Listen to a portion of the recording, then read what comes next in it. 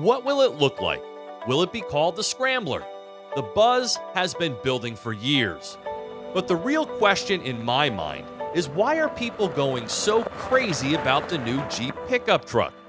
Well, I suppose the timing is right, seeing as how off-road trucks are suddenly hot. But I suspect that it's our insatiable appetite for things we can no longer have that is driving this frenzy. After all, Jeep hasn't produced a truck in over a quarter century.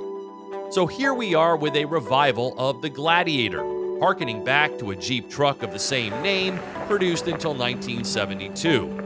A 2020 model that will arrive by next summer.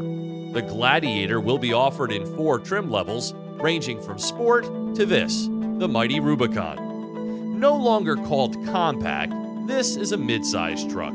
A Wrangler stretched by 2.5 feet in a 4-door crew cab short box configuration. It's initially available with the company's ubiquitous 3.6-liter V6 with either a standard 6-speed manual or optional 8-speed automatic. A 3-liter diesel is planned for 2020.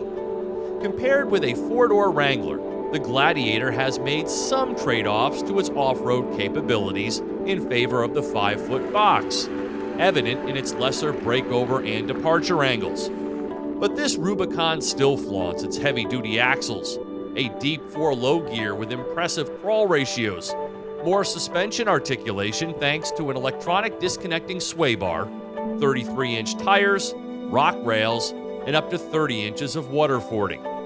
And towing has ballooned all the way up to 7,650 pounds.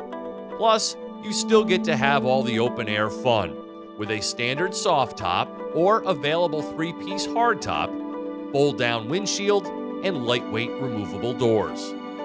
Jeep says the Gladiator has been specifically tuned for a higher degree of ride comfort while preserving its claim as the most capable midsize truck ever.